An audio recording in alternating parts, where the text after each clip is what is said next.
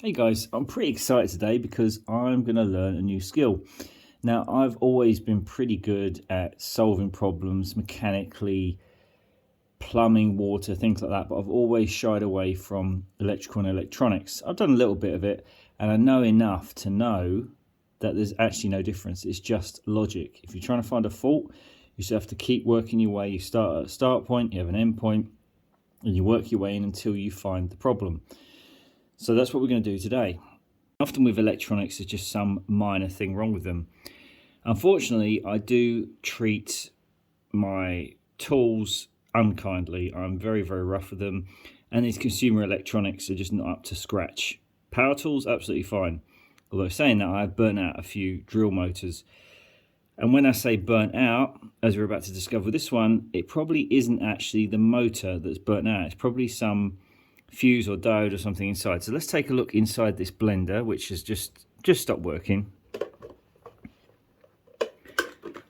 And what often happens is in here, they design it with a fuse of some sort that will blow first before you end up damaging the motor. Because if you put too much current through the motor, it has a stator on the outside and a rotor on the inside, the part that rotates. Both have got copper, and they would probably melt together. They would get that hot, they would just melt. That clearly hasn't happened in this case. There's no damage I can see there whatsoever. So I reckon somewhere in here there is a built-in resistor or diode or something like that that's actually burnt out, and we just need to replace that. And the way we're going to do that is with one of these things, which is a multimeter. You can get analog ones, but nobody uses those these days. These are much more powerful, much better, much more functionality. The one on the right is an auto one, and the one on the left is a manual. Now, the reason they're called that is because if you look close up at this one, you're going to see that it's got various gauges along here, and this is the voltage range, and then you've got the resistance range here, and you've got individual numbers, scales basically. So you've got 200, 2000, 20,000, 200,000, 2 million. On this side, 200, I think micro volts, 200 micro, I'm really struggling here, 2 million microvolts. I can't remember what the actual symbols are, but these are ranges, as opposed to this one, which is automatic. So it will detect whatever voltage you put through, it will detect. That's obviously AC with the squiggly line, that's DC. Not entirely sure what that is yet. That is resistance, ohms, that is your diode, function, continuity. Then you've got alternating current and direct current. Similarly here, you have your direct voltage, alternating voltage, direct current, and doesn't seem to have alternating current, but presumably it should have. There's your diode, and then there's your resistance. Taking a look at the probes, I've got two types here. One's on the left, I've got longer tips, which I prefer. You can get into much smaller areas, and I bought these so you can get replacement ones, as opposed to these ones on the right, which are a bit stubbier, not so easy to make contact with points. The other end of the probes has the same connection, so that's fine. So let's plug these in now. Your COM port, which you can see on here and on here, it stands for common, and that's always going to be, that's in black, as you can see on this one, so it's going to be a black cable. And then I'm going to put our red into wherever the voltage or ohm symbol is. So you've got that one on there, and you've got that one on there. So in this one it will go here, and this one it will go here. Now, I'm still learning, so forgive me if I make any mistakes, but as I understand it, if we switch it round to either resistance or diode continuity mode, it's going to tell us whether or not there's a fault in the circuit, and that's basically the functionality that I need from this multimeter right now. The difference is that with resistance, it passes a very low current through the circuit, whereas with the diode it can be at least 2 or 3 volts, and that could damage circuitry. So it's more used for cables. You want to check if there's a break in a cable, that's absolutely fine, but you shouldn't be running it through circuits. Whereas with resistance, it's more for circuitry components like diodes, resistors, things like that. So you can see on this blender, it's got a standard UK 3-pin plug. Now, the procedure is going to apply the same for any electrical device that's got a plug like this. It's good to understand that you've got your earth pin here, and then you've got your live pin and neutral pin here. I can see an L and an N on there. And anybody who's changed a plug, you'll know when you open it up on the inside, you've got a green and yellow wire usually, and then a brown and a blue wire, and they connect to the, we all know that connects to the live and neutral. Can't see that from the other side, but obviously one of those cables connects to one pin and one of those cables connects to the other pin. Live being brown, blue being neutral. Also, we all know it's got a fuse in each plug, normally 13 amps we typically see. This one's got 3 amp. And what we can actually do is to check if there's any continuity across this fuse. So what we're going to do is we're going to stick our probe in there. Currently it says 0, it says OL, which is open loop. That means currently there is no continuity between this probe and this probe. So there's no circuit, there's no connection. If you get a beep and it goes to 0, that means that it does have continuity. So it's completed a circuit. That means the fuse is absolutely fine. Let's put it onto resistance. We'll do the same thing again.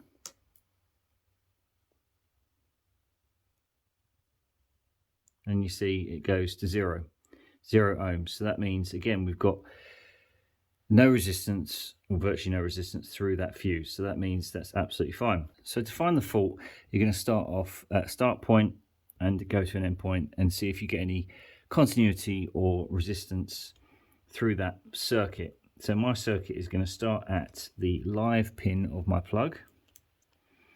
And then if you look at the cable, you'll see that there's going to be obviously a blue and a brown wire, and you can see that they come out of the white cable there.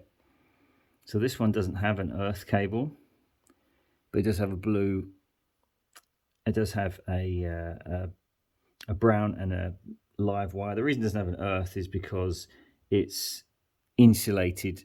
The body of the unit is insulated. If it was a metal body, it would have to have an earth wire. Because it's plastic, it doesn't. So all we've got to do is find another point in here where we can check essentially the other end of the wire. Now, I can't actually get to the end of that cable, but this little yellow block here is connected to the end of the brown cable by that little metal wire there. So all I've got to do is connect to that, and then I'll know whether or not there's a problem between here and here. And it goes to 0. And just for argument's sake, like I say, this is not electronic components, so we can run the continuity test, and we get a beep. So that means that between here and here, there is no fault.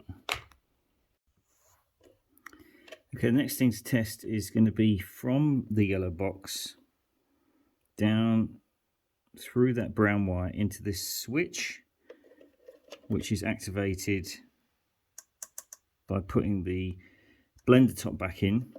That pushes that down and creates a full circuit. So I've had to put that in, twist it round, and that pushes that switch down to complete the circuit. So now we can go from here, from the yellow block, all the way down the brown wire, into here, come out the yellow wire, and I'm going to test this dial here, which is a speed controller. And we get continuity. So we know it's good from the plug, from the 3-pin plug, all the way through to this dial here. Now we need to test this last little bit here, the black wire that goes down to the bottom of the motor, and then we need to test the white cable that comes out down here and to the other side of the motor.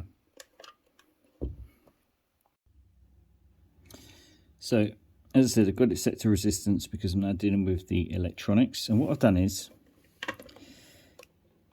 I've screwed this in because this is a safety feature, it has to be locked in, and what it does is it actually pushes that up, which is a switch. So I believe now this circuit is complete. Without that in, the circuit would not be complete and I wouldn't be able to test it properly.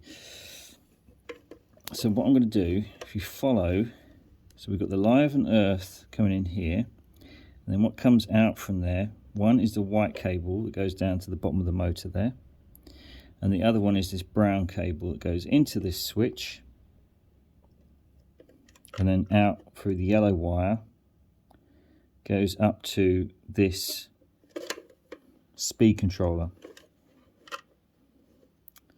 Okay, so what we're going to do is make sure that that is switched to, I believe that's off, presumably because it's anti-clockwise, and then I'm just making sure that's on. And now I'm going to connect myself to the brown wire via the little metal wire coming out of there, and then we're going to stick it onto the end of the yellow wire. If you look at the reading on the multimeter resistance,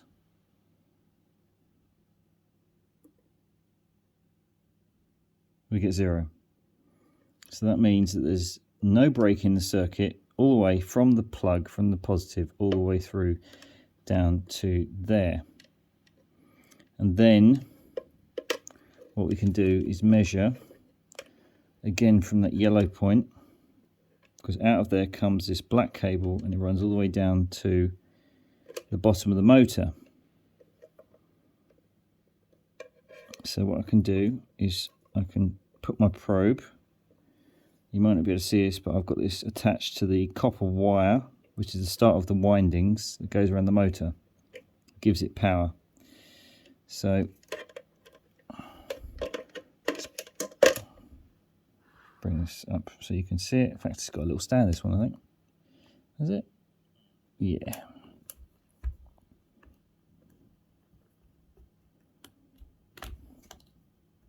These fluke ones are amazing. There you go, look at that. That's what we need.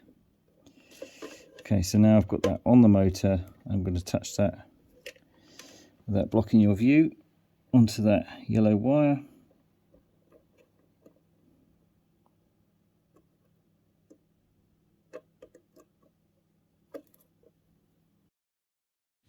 I didn't film this bit, so you're going to have to take my word for it, but I did get continuity from the dial down to the motor. It was just, I couldn't quite get my probe into the correct position. Sometimes you have to push a little harder and make sure you get the right connection.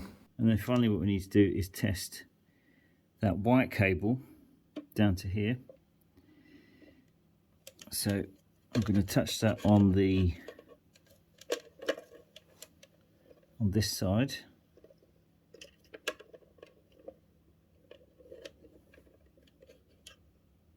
Got nothing, so that's going all the way down to the, so I'm going to touch that on the top of the white cable, runs all the way down here to the bottom of the motor. I'm going to touch that on there, nothing. If we touch it there, now we're getting something. There you go, 0. So I would suggest that that is the problem. So I'm going to have to find out what that is and see if I can replace it.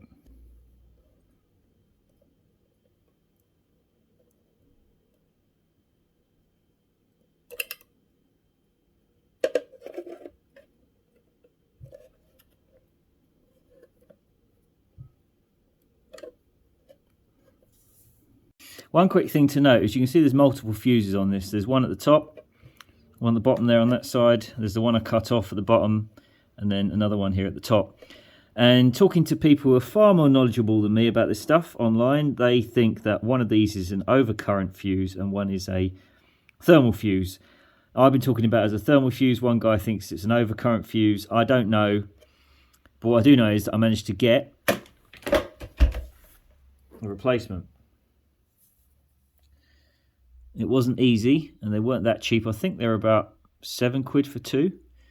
And considering these blenders only cost about 15 quid or something, it's borderline as to whether or not it's worth doing. But of course, I'm trying to teach you how to do some beginner electronic repairs. Anyway, the other hurdle I've got, or the two hurdles I've got, number one, because if it is a thermal fuse, if you heat it up too much of a soldering iron when you solder it on, you'll blow it. So that's why I bought 2. However, there is a little trick. You need something to dissipate the heat, so we're going to clamp some sort of pliers on there if I put some solder on there, but I was hoping I could crimp it just like they've done. Maybe that's why they didn't solder it. It's got 2 crimps on there, but I couldn't find any online, so all I found is these. I had some of these anyway. They're a little bit on the large side, but maybe if I stick them in that and then solder them as well, it might be just extra secure. I'm going to cut that little end bit off and then try and solder that.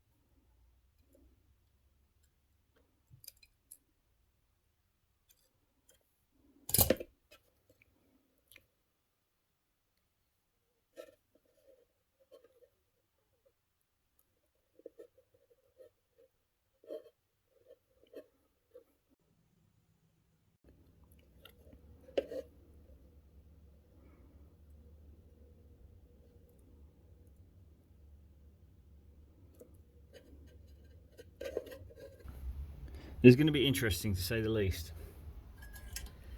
Now, I've got my pliers on there.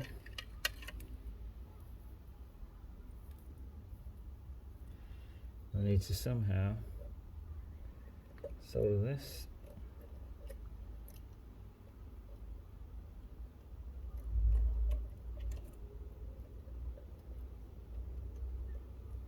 Right, you can see I've soldered that end of the fuse, and I have my mole grips on there to dissipate the heat. So now we need to check, before we go any further, whether or not I've blown the fuse. And so we put one end on there, one end onto the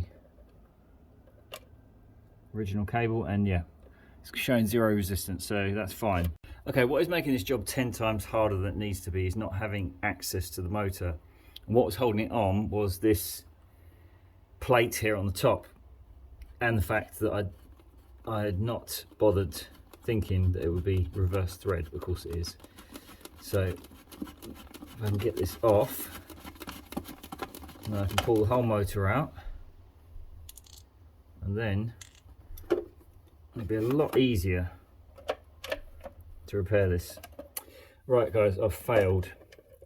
And the reason I've failed, but it's been an important lesson to learn, is that this was getting shorter and shorter and shorter, to the point where I couldn't eat. Every time I tried to solder it together or twist it together, it just snapped. It's so fine, this wire, and it got so low in here I couldn't access it anymore. So I tried to tug it from this side, and as I did that, I snapped one of these wires.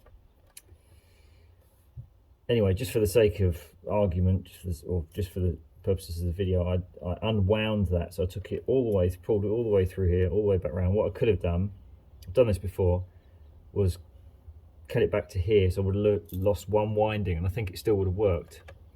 But what I don't know now is where that snapped cable is. If it's just on the end of this, somewhere around here, then that's probably okay again. But if it's deep in this loop, then no bueno. I've tested it, and yeah, there's no continuity between here and the other end of the winding, which goes into this fuse here. So I think I've buggered it, but the number one lesson from this is access. I honestly didn't think I could get this apart. I tried many times and I couldn't get that nut off. If I'd had the nut off, it wouldn't have been a problem because I've had total access. So make sure you've got access to the motor. Don't try and be doing it like I was down here.